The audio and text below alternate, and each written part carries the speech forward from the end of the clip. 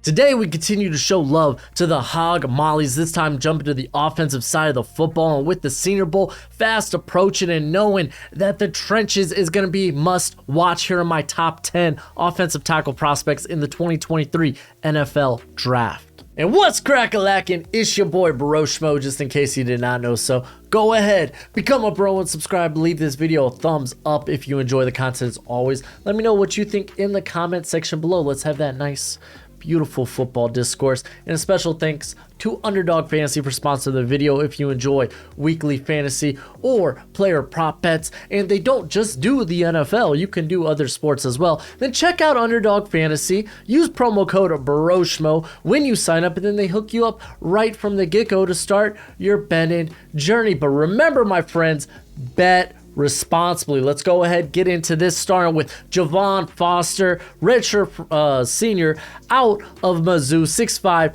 319, got his first crack at starting there at Mizzou back, I guess last year, but in the 2021 season, and then he started every game this year. And I will say that's probably one of my bigger concerns, why it take him so long to start at Mizzou. But you know what? It's kind of like, okay, well, screw it. Like, he's playing good football now. And that was kind of what this year needed to be for him. And this is another thing, man. He hasn't officially declared. He does technically have another year of eligibility because of the Rona. So just kind of listen out for that. But this dude's a very good prospect. He spent this whole four years prior to starting just honing his skills, becoming a better technician, and refining that body. And man, he has that ideal frame. He showed to be he's a very good pass rusher. I think he moves exceptionally well. Something that he could probably work on is his core strength. There are times he does bend at the waist, so that is something definitely that should get better. Typically, when you don't have good core strength, guys get up under your pads, then you're gonna start tilting your head down, trying to fight back up. It's like that sit-up machine at the gym, right? You're just like curled up, and that's kind of what it is when you get bent back like that. And if you don't have the core strength to fight it back, then you're gonna drop your eyes. You're not gonna know what's going on around you and such. So that is one of the, I think, the more nasty tendencies I see from him that I really don't like. He was flagged 7 times in 2021, not so much this year, so that was good to see. But I really like this guy's motor skills. He really grinds out every rep, and he's definitely someone to watch out for. On to number 9, Matt Bergeron out of Syracuse. He did declare officially, so yay. Ain't got to worry about that. Had a very good season there for the Orangemen, where he ended up being second team All ACC. And this dude's got really good size at 6'5", 322. I like his length. He uses those big meat hooks to latch on to defenders and just keep them in place. And he's a mover too. He is a mover, and I like that about him. He's a mover both in the run game and when he needs to be in the passing game as well. He possesses very good lateral movement, lateral quicks, and against like quicker rushers, I think he does a very solid job with his kick slide, getting out and being able to initiate contact at the point of attack. So I like that. I think he's very explosive off the snap. So this is a guy that I think for maybe a more play action heavy offense would do exceptionally well. And I don't think he's the most agile mover. I really don't. He doesn't really have elite get off. Like, it's kind of funny because like his biggest problems both this season and in 2021 came against Jared Verse. And like, you were like, in 2021, Jared Verse wasn't at Florida State. He was at Albany. They faced Albany, and Jared Verse was giving him the work while Albany played Syracuse. But Jared Verse is also going to probably end up being a top 15 prospect. So kind of is what it is. I would like to, like, he's more of a mover, but he doesn't really have that killer instinct the NFL like tends to love. That little bit of nasty in the run game. You just don't really see that despite his size. So maybe that, might be something that like if he goes to the Senior Bowl, because by the way, going to the Senior Bowl is going to be lit along the trenches. That might be something that the teams don't like, and I feel like maybe right now in this third round projection I currently got for him, I think that's probably maybe the most ideal projection compared to the other guys on the list, who I think all the guys that are coming up on the list kind of have that little bit of nasty that the NFL really loves. And I mean, it's what really made Trevor Pettin a top 20 pick, in all honesty. On to Cody Mock out of North Dakota State, weighing in at 6'6", 300 pounds. He is a 6-year senior, fun fact, so he took full advantage of the extra year granted by the Rona. He's been a stud there for the whatever they're called, the green yellow Buffaloes, the Bills. I don't know, what are they? What is it? It's Buffaloes, right? San Diego State, North Dakota State Buffaloes. I'm pretty sure of that. Oh well. Guess it's irrelevant, but this guy is such a smooth athlete, and I think that I list him at top 75. I know I've seen people put him in the first, and it's just like, I don't think that's where he's going to end up. Like, if he goes to the second round, it won't surprise me, because I think he's going to be versatile enough. Like, I think this is a guy that could probably play guard and center, and he's just such a smooth mover, light on his feet, and I don't think you'll really see that at the tackle. I think it's more suited to maybe a guard position. He's done solid enough in pass protection, but if you're familiar with North Dakota State football, you know they don't really care about the pass all that much. They're really very much so a run-first team, and he's actually a very good run defender. But I like this dude. He's quick at his stance, great motor, sinks his hips exceptionally well, sets a 2-ton anchor, and just dude's got loads of experience under his belt and a lot of high-end production to his name there at North Dakota State. He's got some mean punches, strong strikes. You like to see that. And I mean, at the end of the day, I guess it kind of depends. Do you feel like he's a good enough mover to play out there at tackle, or some teams will feel better about him there on the interior? You will see, I kind of mentioned this with Javon Foster, but maybe a lack of strength in the core. You do see him getting waist-bended at sometimes. But other than that, man, I love this dude's movement skills, and I think teams will probably fall in love with that, his movement skills. We saw teams kind of do that with, who was the other guy at North Dakota State? Dylan Radins. When he went to the Senior Bowl, teams really liked his movement skills. But I think Mock probably has much better play strength than Radins. And then we have DeJuan Jones sitting here at number 7. Big, meaty boy, 6'8", 359. The dude is big. The dude used to ball back in the day. Like, I'm sure he still plays basketball, but like he was kind of legit in high school. He had averaged 17 points a game, 9 rebounds. He had a few D1 offers for basketball, so that's kind of sick. But he obviously went to Ohio State to play football, started at right tackle in 2021, was second team All Big Ten, remained there at right tackle in 2022, and he was second team All-American. This dude's just a massive human being, and honestly, I think he moves better than you would expect for a guy that size. I bring this up all the time, but I really think it's true. This is a what the NFL wanted Dylan Radins to, or not Dylan Radins, wanted Daniel Faalele, the Minnesota prospect from last year, who's now with the Baltimore Ravens. They wanted him to look like, and that's, I think, why we saw Faalele fall to I think it was the 4th round, opposed to Jones, who I think he's firmly, easily a day 2 pick, man. I love the size, man. I love his mentality in the run game, the physicality. He will literally combo up blocks, knock one guy on his butt, go after the next, and like it's funny because I forgot what team it was. There was a run rep where he knocks one guy. I'm pretty sure he knocks him down one way or another, this guy's out of his way with ease. And he literally points out to the linebacker he's about to block, like, you're next. Like, straight up like Goldberg, you're next. Like, oh my gosh. It's a good time. It's a good time. Back in 2021, he was 5th in big time blocks among the Power 5. Not too positive where he's at this year, but this dude's built for a power blocking scheme. He really is. Now, listen, for saying, hey, he moves exceptionally well for his size, you got to consider that for his size. Still, the feet are a bit lumbering, and the lateral movement isn't too ideal. I mean, come on. The guy's 360, basically. Like, you can't expect it to be at that size.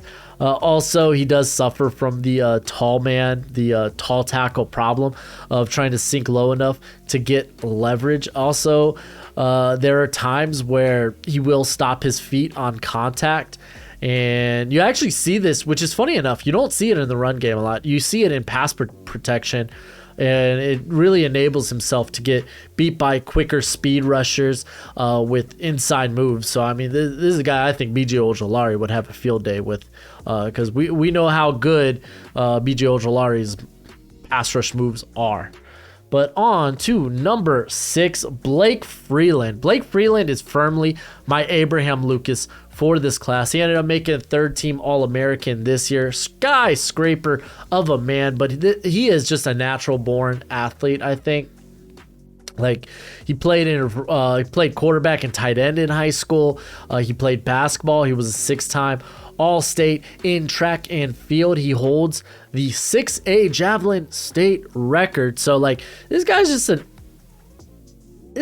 an athlete. He really is. He moves exceptionally well. I think he does a good job of sinking his hips and getting it out of his stance. He is the type of technician you would expect from a BYU prospect. His hands are very active, and he uses them very well. He throws hard jabs and often catches defenders off guard and could result in them hitting the dirt. However, I will say, anytime you look at 6'8", man, you're gonna be like, this guy might struggle getting leverage. He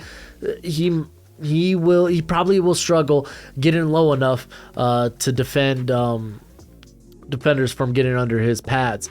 Again, man, like, I there's a bit of waist bending here and there, but like, this dude absolutely reminds me of Abraham Lucas. Abraham Lucas was a top 50 prospect for me, didn't go till pick 90, and I feel like that probably will happen to Blake Freeland. I feel like I'm just going to be higher on guys like this, and it kind of is what it is. Abraham Lucas had a really good rookie year, by the way.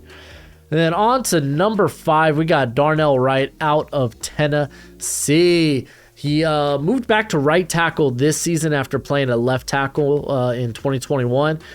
Made 1st team All-SEC. Big body, 6'6", 335, presents a nice wide frame that makes it almost impossible to get around. He combines his length and actually surprisingly good short area quicks, and this dude's just dangerous in the run game. He is a mean run blocker, and he is good, and he is good on the move. He does an excellent job of getting to the second level, and his hands just explode from the get-go and explode on contact. He sinks well to match the defender's leverage, and he's actually a guy that I don't think will struggle with getting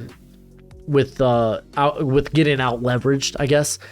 He has the versatility to really block in any scheme, and apparently, like, coaches, teammates, they praise this guy's work ethic, so you love to see that.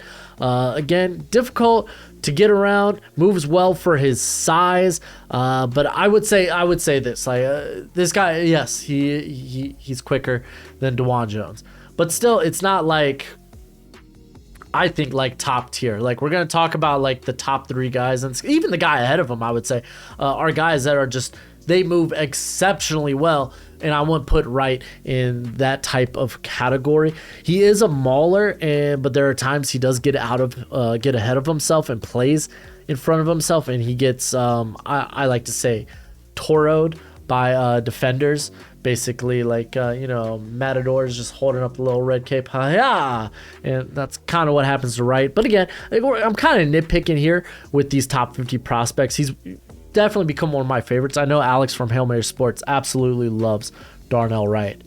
And then number 4, Anton Harrison, man. Watch out, man. I'm ready. Like, this guy's firmly a first rounder for me, I think. I love him. He played every snap this past season, did opt out of the bowl game, but made first team all Big Ten. And it's easy to see why he got onto the field so early for Oklahoma. Like, they basically, as soon as he signed out of the 2020 the 2020 recruiting class, he was listed as a starter for Oklahoma. And this dude just he presents a wide base. He shows great movement skills. He gets out of his stance extremely quickly. He mirrors well. Like, this is your ideal pass protector in this class. He shows great blitz recognition and a good feel for pressure. Despite the lack of strength, he takes, I think, contact exceptionally well. And we're going to talk about the lack of strength in a sack. He does a good job of when he needs to resetting that base or resetting that anchor. And coaches just rave about this guy's leadership, work ethic, football IQ. Now, the play strength is a concern. Length will be a concern, but we won't know more about that till I don't think he's in the Senior Bowl. I don't think he can be in the Senior Bowl either.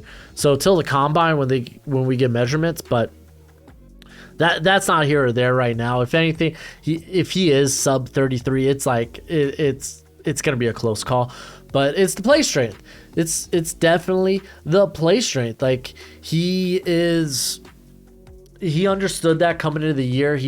During the summer and spring, he tried real hard on putting on more muscle and just becoming stronger. Now, we saw bits and pieces of that this season, but again, if you're familiar with having to put on muscle and put on and like not necessarily for like a just for looks, but like to make that like functional strength as an athlete, it takes a little bit of time. It really does, and we'll see how he does at the we can't even really test that at the combine and whatnot. But I think it's something that when he gets to the NFL, he might get roughed up a bit while just getting acclimated to NFL strength.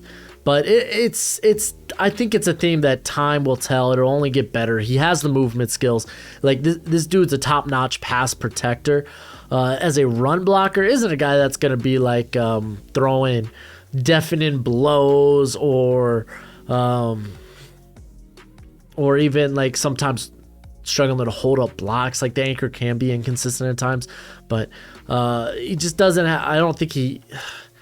I don't want to say, like, I think this dude can have that nastiness in the run game. It's just that Oklahoma offense wasn't the place to show that was going to ever showcase it. But I'm a big fan of Harrison, man. Big fan. And then number 3, we got Broderick Jones, redshirt sophomore out of Georgia, 6'4", 310, played 4 games in 2021 in relief for Jamari Sawyer and actually looked better than Sawyer, but finally got his time to shine this season at left tackle. He has a thick frame and plays wanting to hit somebody. Boy, I love that. I love the mentality, and that was on display in the spring game. I think that's been on display this season. I'm trying to think. I think it was Brandon Cox. I'm not saying this isn't what got Brandon Cox kicked off the team, but he in the red zone just frustrated. Brandon Cox got manhandled by Broderick Jones, and like it led to Brandon Cox throwing, like, I don't even know if he threw a punch. Maybe I think it was just swiping or something, but like just the amount of like under the skin he got of Cox was, I thought, just hasn't allowed a sack this season. Love to see it. And probably the biggest, like, he's got ideal length. I think he's a good athlete. The foot speed needs to be quicker, but I think that'll come in time. He just drags his feet. Like, the dude is a good athlete.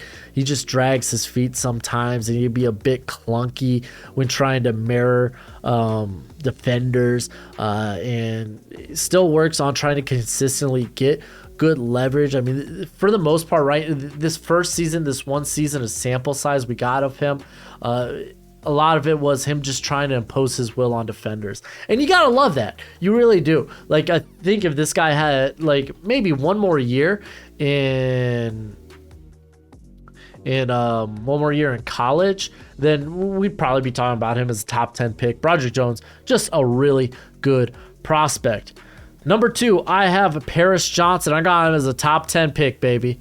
Paris Johnson is it. 6'6", 310. He's a junior. He might be one of the best people in this class. Let's see here. He has a long list of volunteer experience, which includes starting his own foundation for disabled vets and disadvantaged students. Gotta love it. He also writes for the newspaper that at Ohio State called The Lantern. Ooh.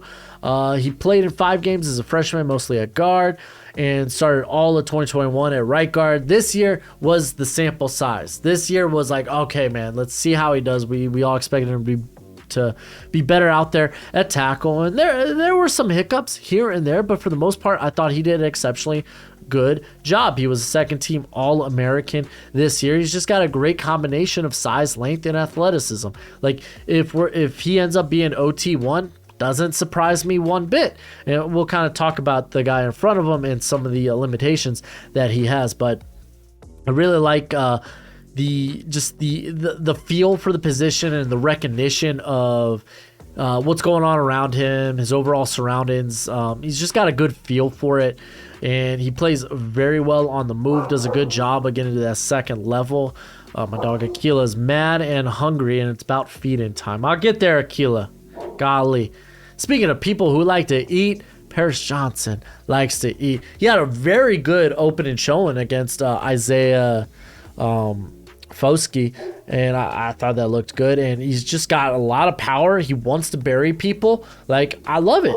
I love it. I really do. Now, there are times he can be a bit of a lunger, but in terms of total package, he's got it. He really, really does. And then, last but not least, Peter Skarronsky here at number 1. 6'4", 314. Had a phenomenal year. He was a first-team All-American. No surprise, only allowed 6 pressures and a sack on the season. And he's going to be interesting because he did come to Northwestern as an interior prospect. He played center in high school and had to play left tackle because Rashawn Slater decided to opt out. And he was great, man. He was fantastic. He's been one of the best offensive linemen in college football for the last 3 seasons. His hands are active, like you're legit at his whim. I think he plays with good strength. He wants to play powerful, and he does play powerful. He's a very clean technician as well. A guy that won't stop his feet on contact, just keeps churning. If you're a fan of the channel, then you know I love me any player that churns through contact regardless of position. He has a nice kick slide. He takes good angles. However, the biggest question is going to be arm length. Arm length, he was sub 300 coming to the year, at 315 now, but does he have... He's not a high-end athlete. He's not. Like, he's not going to be the type of athlete that Paris Johnson or Broderick Jones is.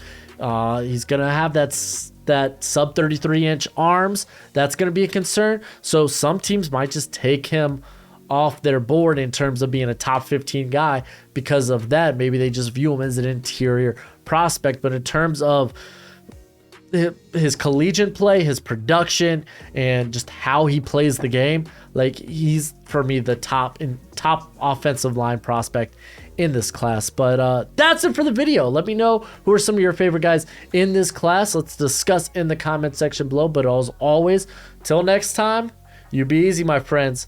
Later. I'm gonna go feed my dogs now. Bye.